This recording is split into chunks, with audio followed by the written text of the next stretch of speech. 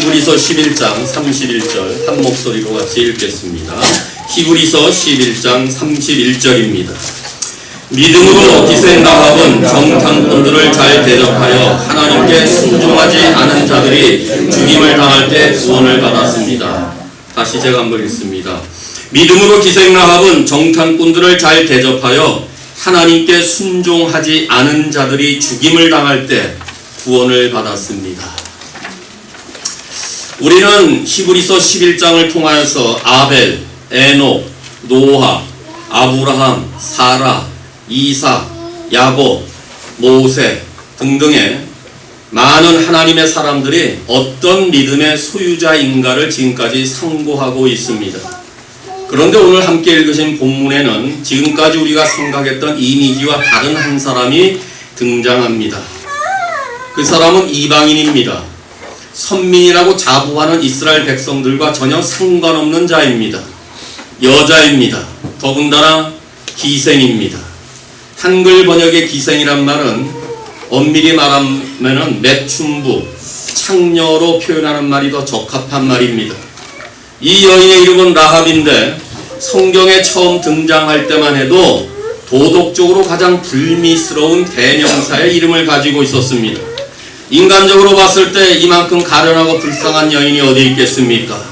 형편없는 경력을 지녔던 이방 여인이었습니다. 이 여인의 신분과 처지를 보면 어느 누구도 기억해 줄 만한 그 근거가 하나도 없는 여인이었습니다. 이 여인의 큰 전환점을 맞이하기 전에 이 여자를 만났다면 모두들 소망도 없는 사람이라고 무시해 버렸을 것이 틀림없습니다. 그런데 하나님은 여리고성이 무너지는 심판의 날에 이 여인을 기억하였다는 사실입니다. 이 여인의 처지를 보면 절망이란 단어를 붙여야 가장 마땅한 사람인데도 이 여인은 놀랍게도 소망의 여인으로 바뀌어졌습니다. 어느 누구도 거들떠보지 않았던 이 여자가 믿음의 기라성 같은 이 영웅들의 전시장에 부각되어 있는 사실은 참으로 놀랍고 위대하고 아름다운 일이라 할 수가 있겠습니다. 하나님은 이 여인을 믿음으로 살았던 사람이라고 인정해 주었습니다. 하나님은 기생 라합의 이름을 아브라함의 아내 사라와 동일한 믿음의 반열에 올려놓으셨습니다. 그리고 후에는 종교적으로 사회적으로 누릴 수 있었던 모든 특권에서 철저하게 제외되었던 한 여자가 믿음으로 하나님의 딸이 되고 자신의 운명을 극복하여 이스라엘의 신앙 공동체에 속했을 뿐만 아니라 더 나아가서는 우리 주 예수 그리스도의 족보에 오르는 예기치 못한 소망의 메시지를 우리에게 전달하고 있습니다. 이 놀라운 사실이야말로 얼마나 복되고 아름다운 일입니까? 어떻게 이 여인이 믿음의 위대한 선진들과 더불어 그 믿음을 함께 어깨를 나란히 할 수가 있겠습니까? 과연 라합의 그 믿음은 어떤 믿음입니까? 먼저 이 여인의 믿음을 통하여 믿음은 하나님을 신뢰하는 행동으로 드러나고 있다는 것을 보게 됩니다. 기생 라합이 정탐꾼을 영접하는 그 결단의 행위는 성경에서 말하게 될 때 믿음으로 했다. 이것이 본문의 증거입니다. 만일 그 정탐꾼을 숨기는 일이 탄로가 나면은 자기 목숨을 부지하기 어려웠을 뿐만 아니라 이웃들과 주변 자기 동족들로 인해서 비난받아 마땅했던 삶이었을 것입니다.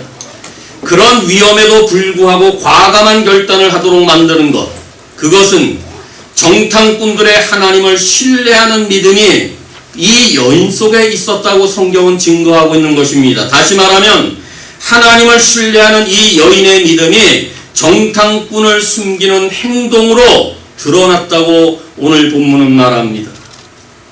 이 사실을 야고보서에서는 진정한 행함이 있는 두 사람의 예를 들면서 한 사람은 아브라함이고 또 다른 한 사람은 기생 라합으로 증언하고 있습니다. 즉 믿음의 조상이라고 할 수 있는 아브라함과 함께 믿음으로 행함을 옮겼던 사람의 대표적인 인물을 놀랍게도 기생 라합을 야고보서는 꼽고 있습니다. 야고보서 2장 25절에 라합은 기생이었지만 자신이 한 일로 하나님께 의롭다함을 받았습니다.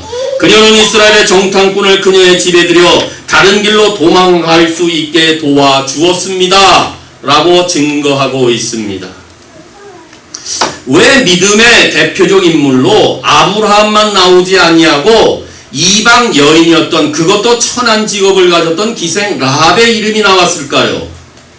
이것은 분명히 여인들도, 이방 사람도, 이스라엘 밖에 있었던 자들도, 절망 중에 있었던 자들도, 천대를 받고 있는 사람도 이와 같이 위대한 믿음을 가질 수 있다는 하나님의 소망과 격려의 메시지를 전하기 위함입니다. 즉 그녀가 정탐꾼들의 하나님을 믿었기 때문에 어떤 어려움과 위험에도 불구하고 정탐꾼들을 숨겨주는 결단을 행함 있는 믿음으로 나타낸 것이 이 여인의 믿음이었습니다.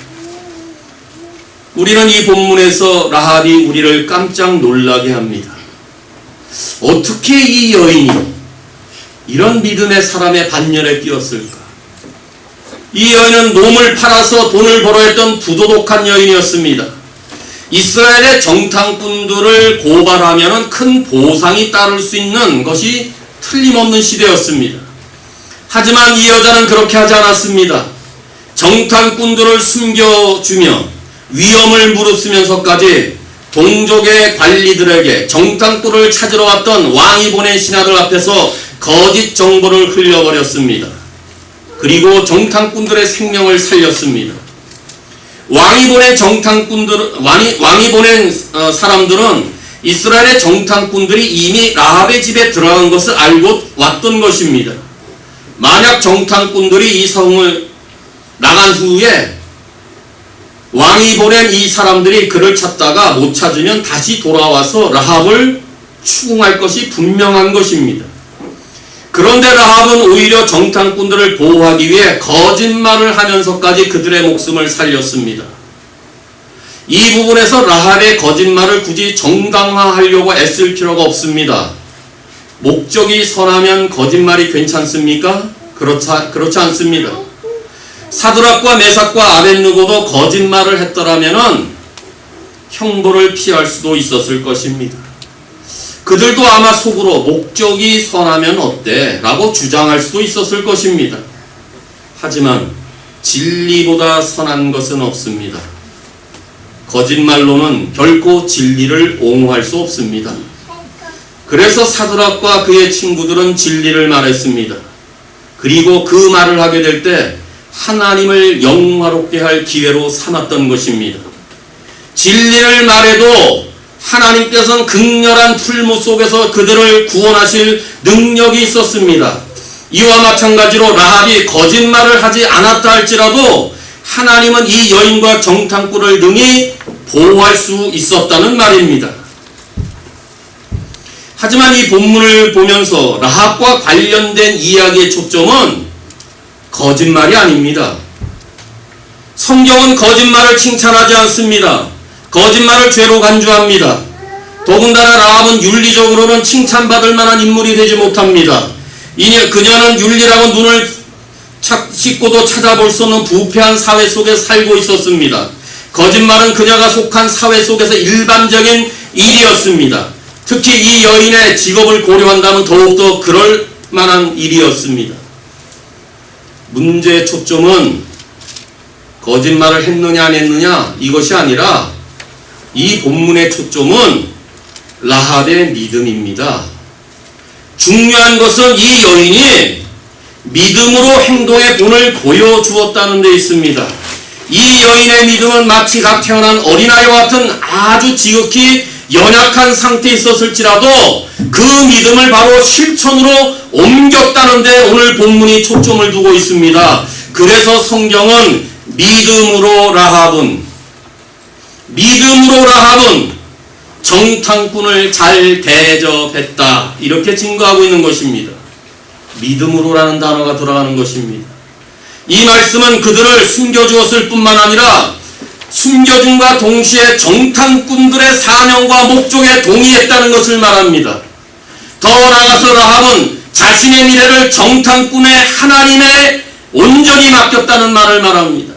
대가를 받고 정탐꾼들을 넘겨줄 수 있는 상황에서 손쉬운 돈벌이를 마다하고 위험을 자초하면서까지 정탐꾼들이 믿고 있는 이스라엘의 하나님께 모든 인생을 다 걸었다는 것, 이 사실이 바로 이 여인이 행함으로 드러난 믿음이었던 것입니다. 이것을 라합의 믿음이라고 말하는 것입니다. 얼마나 귀한 믿음입니까? 2012년에 미국의 바나그룹이 실시한 조사에 의하면은, 이 원래 바나그룹은 모든 그 기독교인, 교회, 성도들의 모든 설문조사의 대표적인 기관입니다. 이 바나그룹이 실시한 조사에 의하면은 교회에 다니는 사람의 40%는 교회에 다닌 뒤로 삶이 전혀 변화되지 않았다, 이렇게 답합니다. 그뿐만 아니라 교회에 다니는 사람 5명 중에 3명은 예배 시간을 통해 깨달은 것이 하나도 기억나지 않는다라고 답을 했습니다. 성도 중에 60%나 하나님의 집에서, 거룩한 말씀이 전파되는 집에서, 진리의 전당이라고 말하는 이 하나님의 집에서 새로 깨달은 것이 하나도 없답니다. 뭔가 불길한 일이 벌어지고 있는 게 틀림없습니다. 미국의 통계이다 보면은 우리랑 안 맞을 수 있지만 미안하지만 한국교회 이 똑같은 설문조사를 했다면은 이 통계보다 더 많은 수치가 답으로 나왔을 것입니다. 많은 수의 성도가 회심 이후 삶의 변화로 이어지지 못하고 있는 것이 분명합니다. 아니, 아마 회심하지 않았는지도 모릅니다. 변화가 없다. 무슨 말을 하고 있는지 깨달은 바가 없다. 이것이 정말 예수 믿는 자의 믿음입니까? 행함이 없는데, 깨달은 바가 없는데. 그러니 회심을 하지 않은 것이 더 분명한 답일 수도 있습니다. 예수님 믿는 자를 성도라고 말합니다. 성도란 세상과 구별된 사람 아닙니까? 세상의 죄악들로부터 구별되어 예수 그리스도께 속한 자가 성도 아닙니까? 그렇다면 예수님의 마음을 품고 예수님의 삶을 본받으며 세상과 구별된 마음을 가지고 우리의 믿음이 행함으로 드러내야 될 사람들이 바로 우리 아닙니까? 이것을 우리는 성도라고 부르고 있지 않습니까? 그렇다면 성도의 믿음은 행함으로 나타내야 된다, 그 말입니다. 믿음은 행동입니다. 믿음은 실천입니다. 그러니 오늘 본문의 기생 라합은 우리의 삶을 얼마나 부끄럽게 하고 있는지 모릅니다. 믿는다고 하면서도 행하지 아니하고 생각과 입으로만 예수님을 믿으려 하지 않기를 바랍니다. 몸으로 믿으십시오. 삶으로 믿으십시오. 삶 전체를 통하여 우리의 믿음이 행함으로 드러나도록 할 수 있기를 바랍니다. 단순히 설교를 듣고 은혜를 받는 것은 절대 중요하지 않습니다. 말씀을 듣고 고치고 행동으로 옮기는 것이 우리에게 더 중요하다, 그 말입니다. 믿음으로 행해야 합니다. 자칫 잘못하면 우리는 귀와 머리만 커지고 믿음이 생각 속에서만 뱅뱅 돌 수 있습니다. 삶과는 전혀 상관이 없는 믿음을 갖기가 쉬운 이때에 우리가 지금 정신을 차리지 않으면 안 됩니다. 행함이 따르지 않는 믿음은 참 믿음이 아닙니다. 믿음은 행함입니다. 행함이 없는 믿음은 죽은 믿음입니다. 그래서 라합의 행함 있는 믿음을 아브라함과 라합 두 사람의 예를 든 뒤에 바로 야고보서 2장 26절에 영혼이 없는 몸이 죽은 것 같이 믿음도 행함이 없으면 죽은 것이라, 이렇게 가르치고 있습니다. 믿음이 있는 곳에 언제나 행함이 따릅니다. 행함은 내가 정말 예수 믿는 자임을 드러내는 증거인 것입니다. 이처럼 라합의 믿음을 본받아서 더욱더 하나님을 신뢰하는 행동으로 믿음을 드러내는 남은 세월 될 수 있기를 바랍니다. 그러면 라합이 어떻게 행함으로 드러내는 믿음의 여인이 될 수 있었을까요? 어떻게 그 여인이 행함으로 정탐꾼들을 숨기는 믿음으로 발전할 수가 있었을까요? 다시 말하면 기생 라합의 믿음은 또 우리에게 무엇을 말하고 있을까요? 믿음은 하나님을 아는 지식으로 드러나고 있다는 것입니다. 본문은 믿음으로 기생 라합은 정탐꾼을 잘 대접했다. 이 말은 평안하게 해줬다. 갈등 없이 대해줬다. 양심에 부끄러움이 없이 잘 이 정탐꾼들을 숨겨주었다. 그 말입니다. 그래서 개역 한글에는 평안히 영접했다라는 단어를 택하고 있습니다. 이 역사적 사실을 말하고 있는 여호수아 2장을 살펴보면은 라합은 이미 왕이 보낸 자가 정탐꾼을 찾는다는 소식을 이미 알고 있자 이 정탐꾼을 지붕 위에 있는 3대 밑에 숨겨놓았습니다. 이 여인이 이스라엘의 정탐꾼을 숨긴다는 것은 자기 동족의 입장에서 보면은 대반의 일입니다. 그렇죠? 이스라엘 정탐꾼은 여리고에 있어서는 위험천만한 간첩과도 같은 존재였습니다. 그러니 여리고 사람들은 이 두 정탐꾼을 만나면 반드시 죽여야 했습니다. 그렇다면 라합이 정탐꾼들을 숨겨줬다는 것은 이거 쉬운 일이 아닙니다. 굉장히 어려운 일입니다. 자기 목숨을 거는 것입니다. 자기의 식구들의 목숨까지도 내놓는 것입니다. 그렇다면 분명히 정탐꾼에게서 자기 목숨을 내걸 정도로 가치가 있다는 것을 발견했다는 것입니다. 자기 목숨을 잃을 상황이 닥친다 해도 결코 포기할 수 없는 뭔가가 있었기 때문에 위험을 무릅쓰고 정탐꾼을 평안히 대접한 것이 아니겠습니까? 이 사실을 여호수아 2장 10절과 11절에 보면 이 여인이 이렇게 할 만한 가치가 충분히 있음을 발견하게 됩니다. 라합은, 이 본문에 의하면 라합은 하나님께서 놀라운 권능으로 인하여서 이스라엘 백성들을 애굽에서 구원해내셨다는 것을 알고 들었다. 이스라엘 백성이 요단강을 건너오기 전까지 아모리 족속에 무시무시했던 두 왕 시혼과 옥을 멸절시킨 이유도 하나님의 권능이었다는 것을 그는 듣고 알았다. 아울러 이스라엘 백성들이 광야 40년 동안에 방황했던 이유가 하나님의 주권적인 섭리 때문이었다는 사실을 아마 이 여인이 어렴풋이 이해했을지도 모릅니다. 그래서 그의 고백은 정탐꾼들의 믿는 그 하나님이 하늘과 땅을 친히 다스리시는 분이심을 알았다고 그는 고백하고 있습니다. 라합이 이런 하나님의 권능의 역사를 들었을 때에 그들 성 안에 있었던 여리고 사람들은 간단히 서늘했다고 기록합니다. 야, 전쟁이 곧 일어나게 될 것이다. 여리고 성에서 무시무시한 이스라엘 백성들이 찾아올 것이다. 그들과 함께 하셨던 하나님의 놀라운 권능의 역사가 우리 성에 임할 것이다 라고 모든 여리고 사람들은 두려움과 공포와 불안에 빠져 있었습니다. 이런 상황에서 기생 라합은 하나님의 역사, 하나님의 권능의 메시지를 듣고 담력을 가지고 오히려 하나님의 사신인 정탐꾼을 평안히 맞아들였던 것입니다. 두려울 수밖에 없는 상황에서 평안함으로 올바른 판단을 내려 놀라운 결단을 가져오게 한 것은 이 여인이 알고 있었던 하나님에 대한 지식에 관한 믿음이었습니다.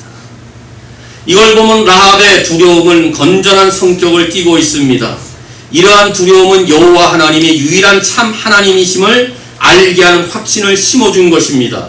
왜냐하면 시편 145편 6절에 사람들은 주의 두려운 일에 권능을 말할 것이요 나도 주의 위대하심을 선포하리이다 이렇게 노래합니다. 사람들은 주의 두려운 일에 권능을 말할 것이라는 이 시편 기자의 말씀처럼 라합이 믿음을 갖게 된 동기도 이와 비슷한 심정을 느꼈기 때문일 것입니다. 주의 두려운 일에 권능을 말할 것이다. 사람들이. 그래서 라합은 지금까지 듣고 알고 있었던 그 하나님의 위대한 역사 앞에 그는 믿음으로 정탐꾼을 평안히 대접했던 것입니다. 라합의 이야기는 자신이 위험할 수도 있는데 자신을 돌보지 않고 그저 단순히 이스라엘의 정탐꾼을 숨겨줬기 때문에 여리고성이 멸망당하는 데서 구원을 얻었다고 생각해서는 안 됩니다. 숨겨진 그 일 때문이 아닙니다. 가나안 땅을 이스라엘에게 주신다는 그 하나님을 듣고 있었습니다. 여리고성이 하나님이 죄악에 대한 공의로운 심판을 하신다는 이야기를 알고 들었던 것입니다. 지금 이스라엘의 군사가 몇 명으로 우리를 공격하게 될지, 이스라엘 힘이 얼마나 세서 여리고성을 무너뜨리게 될지, 그들이 갖고 있는 병기가 무엇인지 이런 것을 지금 이 여인이 따진 것이 아니라 하나님께서 이스라엘에게 가나안 땅을 주셨다. 분명히 우리 성이 무너질 것이다. 하나님의 공의로운 심판이 우리 성에 임할 것이다. 라는 요 한 가지 사실만으로 인하여 그는 하나님을 알고 하나님을 믿었다고 말하는 것입니다. 그래서 정탐꾼을 선대하는 것이 바로 자신이 사는 것임을 알았다 그 말입니다. 라합이 이 소식을 들은 정황을 생각해 보면은 오늘날 우리와 같은 유리한 자리에 있지 못했음을 알게 됩니다. 우리는 그래도 하나님이 누구신지, 하나님이 어떤 일을 하고 계셨는지를 많이 듣고 있습니다. 이미 성경 66권을 통해서 우리는 그 내용들을 다 알고 있습니다. 우리도 그 하나님의 놀라운 역사의 그 이야기들을 우리 손에 쥐고 있습니다. 지금도 하나님에 관한 말씀들을 많이 듣고 있습니다. 그러나 라합은 그렇지 못한 형편 속에 살았던 여인입니다. 율법을 들어본 적이 없습니다. 하나님의 사람들을 만나본 적이 없습니다. 하나님의 권능의 역사를 직접 들어본 경험이 없는 여인입니다. 하나님을 알 수도 없는, 하나님을 깨달을 수도 없는 조건과 상황 속에서 가장 불리한 여건 가운데 어느 날 들려왔던 하나님의 권능의 소식, 어느 날 소문으로 계속 자기 성에 들려오는 하나님에 관한 지식, 이것을 알고 믿게 된 것입니다. 라합은 하나님의 소문을 간접으로 들었습니다. 하나님의 역사를 그저 풍문에 의해서 듣고 있었습니다. 그런데 이 소문을 듣고 이 들려오는 소식을 듣자 이 여인은 하나님의 크신 능력 앞에, 그리고 이제 요단강을 건너 우리 성을 치러 오는 하나님의 백성이 온다는 그 사실 앞에 하나님이야말로 우주를 창조하시고 하늘과 땅을 다스리시라는 사실을 확실하게 믿었기 때문에 정탐꾼을 평안히 대접했다고 성경은 기록합니다. 다시 말하면 최소한의 하나님 지식을 가지고도 하나님을 믿은 것입니다. 이것이 라합의 믿음입니다. 얼마나 놀랍고 위대한 믿음입니다. 반면에 의심 많았던 도마에게 부활하신 예수님은 나타나셔서 아주 중요한 말씀을 하십니다. 너는 나를 본고로 믿느냐? 보지 못하는 자가 더 복되도다. 여러분, 보지 않고 믿는 자가 복된다면은 이 소문을 듣고 믿는 자는 얼마나 복이 되었겠어요. 이것이 라합의 믿음입니다. 그래서 라합의 믿음이 귀한 것 아니겠습니까? 하나님에 관한 아주 최소한의 지식을 가지고도 그는 그의 믿음을 드러내고 있었다는 것입니다. 이 사실 또한 우리를 또 부끄럽게 만들고 있습니다. 오늘날 하나님에 관한 많은 증거와 증언, 그리고 구체적인 성경의 계시를 갖고도 하나님을 여전히 신뢰하지 못하고 있는 우리의 모습과는 얼마나 다른 모습입니까? 그렇다면 오늘 이 라합의 믿음을 배우고 이 믿음을 더 따라야 되지 않겠습니까?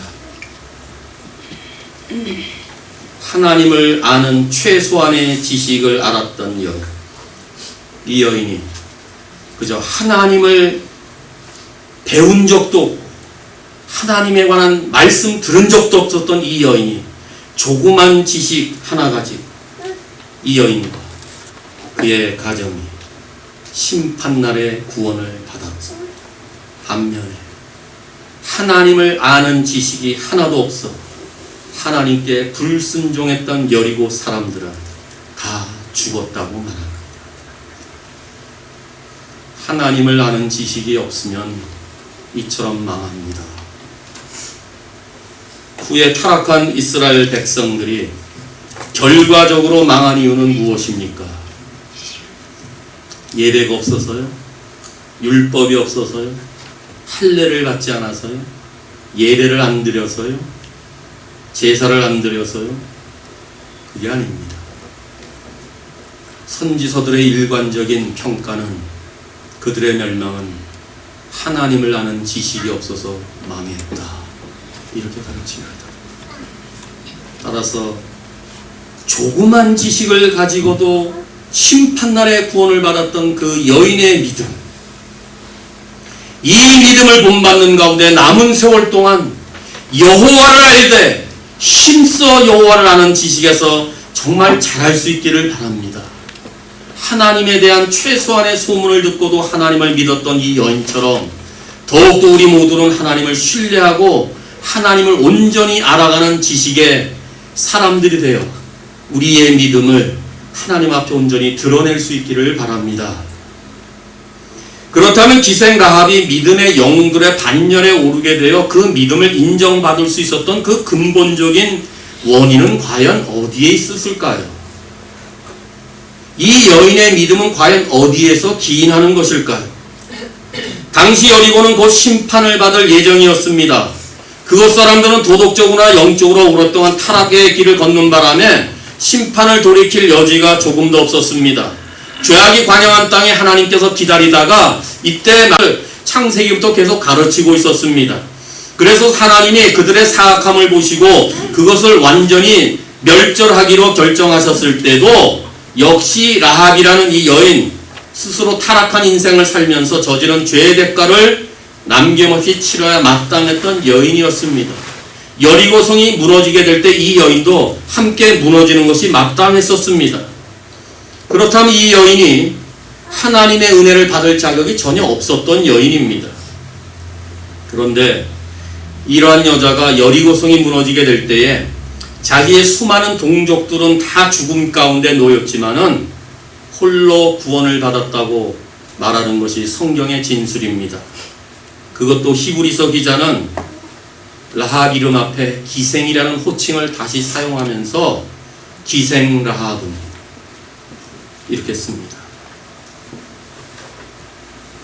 위대한 믿음의 소유자를 증거하고 있습니다. 이것은 무엇을 말합니까?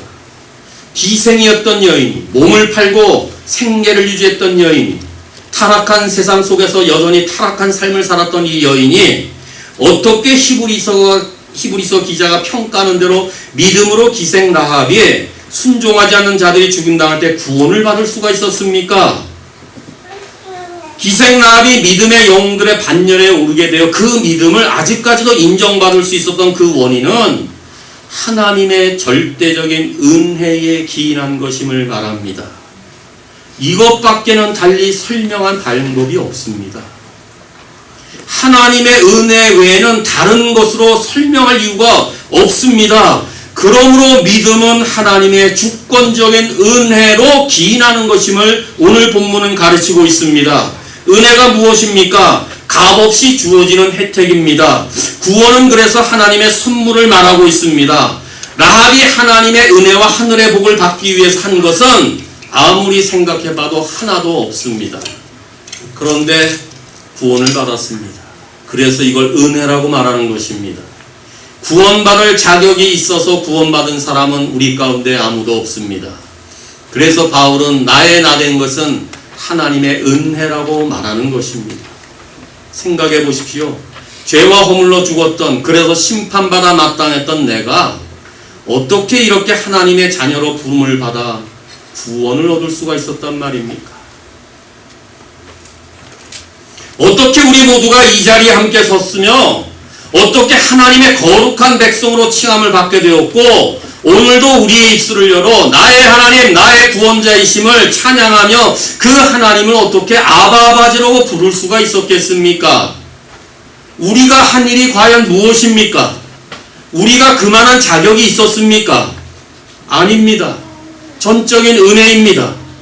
하나님은 소망이 없는 한 사람 한 사람을 하나님의 절대적이고 주권적인 은혜로 조건 없이 우리를 구원해 주셔서 여전히 하늘 소망 안에 거하게 하셨습니다. 이것을 우리는 은혜라고 말합니다. 이처럼 기생 라합이 여리고 사람이 다 멸망당하는 가운데 그가 구원받은 것은 하나님의 주권적인 은혜이며 이와 같은 사실을 알고 행함으로 정탐꾼들을 숨겨준 것은 믿음이다. 이렇게 가르치고 있습니다. 그렇다면 이 본문 한 구절은 우리에게 또 무엇을 말하냐 하면은 기생 라합을 믿음의 사람으로 하나님께서 부르신 이유는 하나님의 구원의 계획이었다는 사실을 증거하기 위함입니다. 이방인이라 할지라도 천대받은 마땅한 사람이라 할지라도 그래서 심판받아 마땅했던 이방인이라 할지라도 하나님의 선택된 백성과 구별하지 아니하고 똑같이 구원하시려는 하나님의 놀라운 계획이 이 가운데 포함되어 있습니다.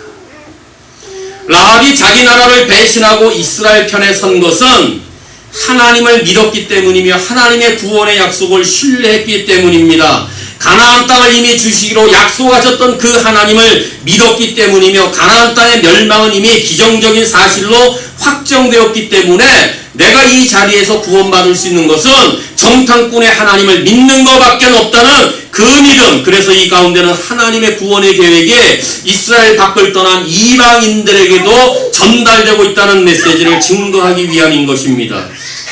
그렇다면 한번 잘 생각해 보십시오.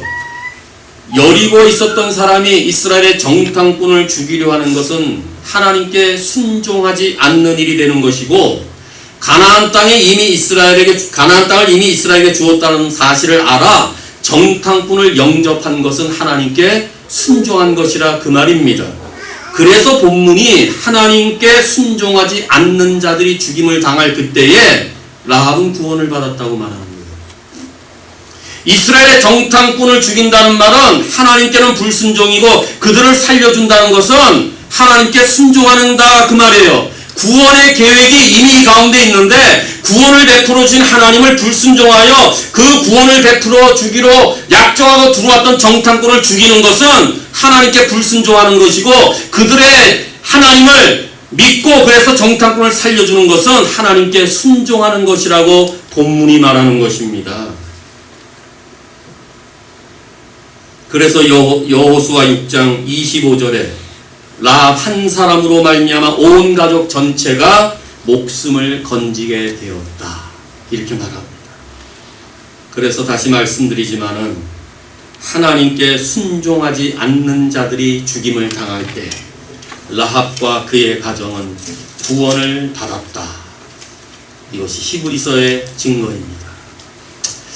그런데요, 여호수아 2장을 잘 유심히 살펴보시면요, 여리고 성을 정탐했다는 두 정탐꾼의 기사는 한 줄도 없습니다.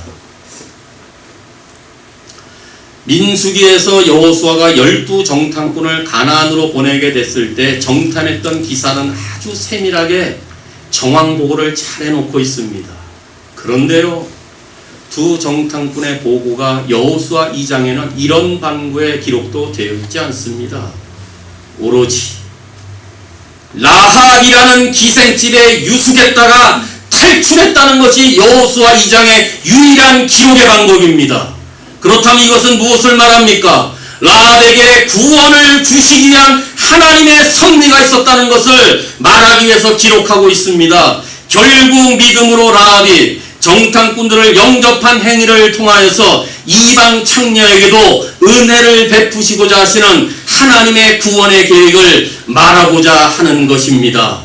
후에 라합은 이스라엘 사람 살몬과 결혼하여 보아스를 낳았습니다. 보아스는 룻과 결혼을 하여 오벳을 낳았습니다. 그런데 오벳은 이새를 낳았는데 이새는 다윗 왕을 낳았습니다. 그리고 다윗의 후손으로 예수 그리스도께서 탄생을 하셨습니다. 그러니까 천한 기생이었던 라합이 믿음으로 행한 결과 그의 이름이 다윗과 더불어 더 나아가서는 자기 죄를 구원하러 오신 예수 그리스도의 족보에 오르는 영광을 누리게 될 수 있었던 것은 전적인 하나님의 주권적인 은혜이다.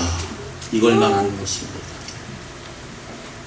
정탐꾼의 보고를 말하지 아니하고 구원의 계획이 어떻게 여기까지 왔는지를 보여주는 것은 하나님의 은혜다. 라합은 그녀가 세운 공적 때문에 구원을 얻은 것이 아닙니다. 정탐꾼을 단지 숨겨준 선행으로 멸망을 피한 것이 아닙니다. 다만 하나님이 가장 수치스러운 삶조차도 능히 구원할 수 있음을 일깨워주며 이는 하나님의 은혜로 말미암아 미천한 여자를 택해서 예수님의 족보에 집어넣고 구원의 반열에 올려놓음으로써 절망 중에 있는 모든 사람들, 심판받아 마땅한 모든 사람들로 하여금 구원을 받을 수 있는 소망의 길을 터주셨다는 하나님의 은혜를 우리 가운데 가르쳐 주시기 위해서 기록하고 있는 것입니다. 머지않아 이 세상은 말씀대로 종말이 올 것입니다. 그때에 재앙이 올 것입니다. 홍수로 멸망시키신 하나님은 성경에서 말씀하신 대로 그의 경고하신 대로 마지막 날에 온 세상이 불러 망할 것입니다. 마치 여리고 성에 있을 때에 그 성이 무너질 때 어느 누구도 그 성 안에 있었던 사람들이 구원받을 수 없었던 것처럼 이 마지막 심판 때에 한 사람도 예외 없이 하나님의 진노 아래 있게 될 것입니다. 그러나 하나님의 은혜로 인하여 구원을 받아 그리스도를 믿은 사람들은 심판이 그를 멸망시키지 못할 것입니다. 이 믿음을 라합은 가지고 있었습니다. 우리에게도 이런 믿음 있지 않습니까? 그래서 절망 중에 거했던 우리가 지금 소망 중에 있지 않습니까? 이것이 하나님의 은혜가 아니고 무엇이란 말입니까? 이 은혜를 알고 계십니까? 이 은혜를 지금도 깨닫고 계십니까? 이 은혜가 나를 지금 살리고 있습니까? 그렇다면 이후로부터는 하나님의 은혜를 절대적으로 사모하며 평생 그 하나님의 은혜에 보답하며 사는 믿음의 사람들이 될 수 있기를 바랍니다. 사랑하는 성도 여러분, 우리 모두 다 그리스도 바깥에 있었고 이스라엘 나라 밖에 있었고 약속의 언약들에 대해서는 외인이었고 세상에서는 소망이 없었고 하나님이 없는 자였다고 성경은 말합니다. 마치 여리고 안에 있었던 기생 라합처럼 말입니다. 그런데 우리의 신분과 처지와 여건으로 보면 누구도 기억해 줄 만한 사람이 아니었습니다. 거들떠보지 않는 그런 사람들 아니었습니까? 하지만 심판과 저주와 멸망의 삶을 살고 절망 가운데 있었던 우리 모두를 소망의 사람으로 만들어주시고 하나님 나라의 일꾼으로 삼으신 것은 전적인 하늘에 계신 하나님의 은혜였습니다. 주님을 믿는 믿음이 우리를 소망의 사람으로 바꾸어 놓았습니다. 우리는 이 믿음으로 말미암아 지금도 생명과 평강과 기쁨을 누리는 하나님의 사람이 되었습니다. 우리의 과거는 이제 중요한 것이 아닙니다. 옛날에 내가 무엇을 했는지 중요한 거 아닙니다. 어떤 과거의 부끄러운 삶을 살았는지가 중요한 것이 아닙니다. 정말 중요한 것은 우리 모두가 구원의 하나님을 만난 것입니다. 하늘과 땅을 다스리는 하나님을 내가 영접한 것입니다. 그 은혜의 하나님을 지금도 내가 믿고 있는 것입니다. 이 하나님을 알고 듣고 믿는다면 이제 남은 세월도 하나님의 은혜를 덧입으며 사는 삶을 살기를 바랍니다. 더 나아가서 하나님을 믿는 지식에서, 하나님을 아는 지식에서 날마다 자라며 우리의 선택과 부르심을 굳건히 지키는 가운데에 모든 삶의 영역에서 행함 있는 믿음을 드러내므로 하늘의 하나님을 기쁘시게 해드리는 믿음의 경주자가 되시기를 주님의 이름으로 축원합니다. 아멘.